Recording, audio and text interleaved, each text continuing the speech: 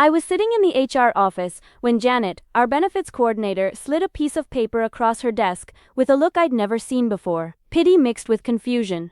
"Sarah," she said carefully, "your 401k withdrawal request was processed 6 months ago. The account balance is 0. My stomach dropped. I hadn't made any withdrawal request. That's when I learned my parents had stolen $127,000 from my retirement account. What I didn't know was that my brother, the one they'd given everything to, had been trying to fix it all along. My name is Sarah Chen, and for 12 years I'd been putting away 15% of every paycheck. While my friends bought new cars and went on fancy vacations, I drove a 2009 Honda and brought lunch from home. I was 34, and I'd finally saved enough for a down payment on a house. That's why I was in Janet's office, to ask about a legitimate hardship withdrawal.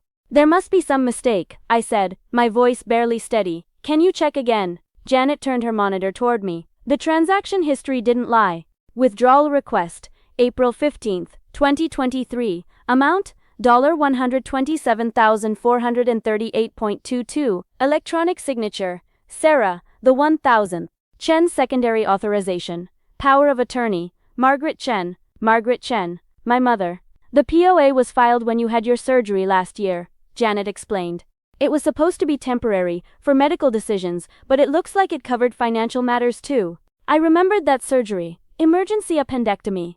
I'd been in so much pain I'd signed whatever my mother put in front of me. She'd said it was just hospital forms. I sat in my car in the parking lot for 20 minutes before I could even turn the key. Then I drove straight to my parents' house, the house I'd helped them refinance 3 years ago when Dad lost his job.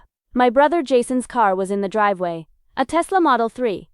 New. Mom answered the door with her book club smile. "Sarah, what a nice surprise. We're just having lunch. You emptied my 401k. Her smile didn't even flicker. That's when I knew. She'd been expecting this conversation. "Let's talk in the living room," she said quietly. Dad was there, suddenly very interested in his newspaper. Jason stood up from the dining table, his face pale. "You had no right," I said, my voice shaking. "That was 12 years of my life. That was my future. It was for family," Mom said, as if that explained everything.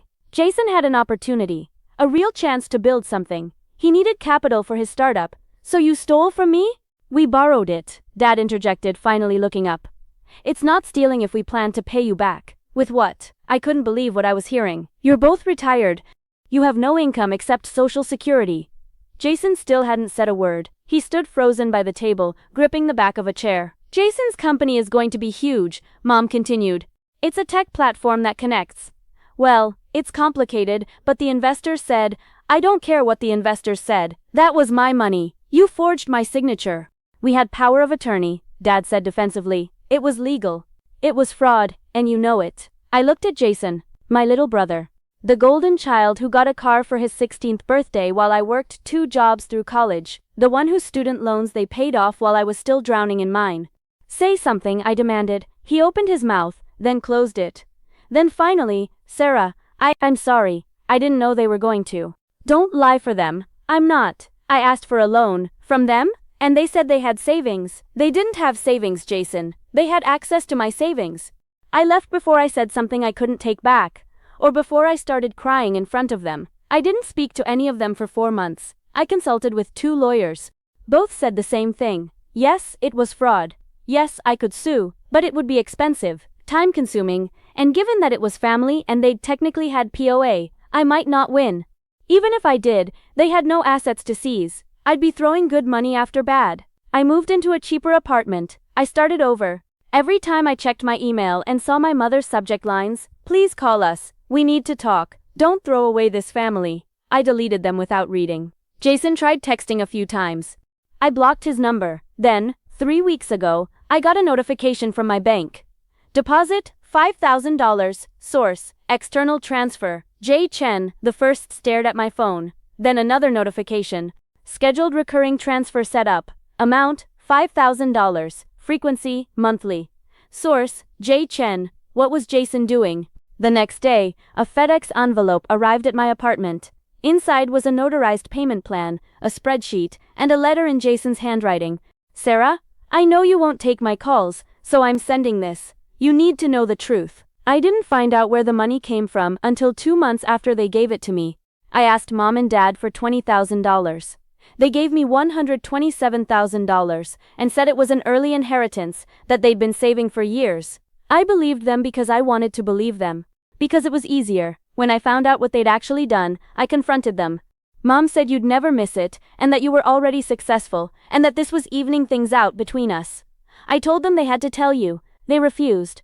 They said you'd overreact and ruin the family. So I'm telling you, I've been paying you back since September, every month, $5,000. At this rate, it'll take me just over 2 years to return everything, plus the market growth you lost. I've calculated the average return the S&P 500 made during those 6 months. It's in the spreadsheet. I sold the Tesla. I moved into a studio apartment. I'm taking a salary of $40K from my company instead of $95K. And every extra dollar goes to you. This doesn't fix what they did. It doesn't fix what I benefited from, but it's the only thing I can do. I'm not asking for forgiveness. I just needed you to know that I'm trying to make this right. Jason the first read the letter 3 times. Then I looked at the spreadsheet. He'd documented everything. The original amount, the calculated lost earnings, the payment schedule. There were already 4 payments logged, $20,000. I'd thought the first one was a mistake, and hadn't even checked my account since. He'd been paying me back in secret for almost 5 months. I called Jason. He answered on the first ring. Why didn't you tell me? I asked. Would you have accepted it if you knew? He was right. I wouldn't have. They should be paying this back, not you. They can't, but I can. He paused. Sarah, what they did was unforgivable. I don't expect you to forgive me either. But that was your money. Your future. And I'm going to give it back. Every cent, whether you ever speak to me again or not. We talked for 2 hours. He told me about his company. Actually told me, not the sanitized version for our parents. It was struggling. The investors had pulled out.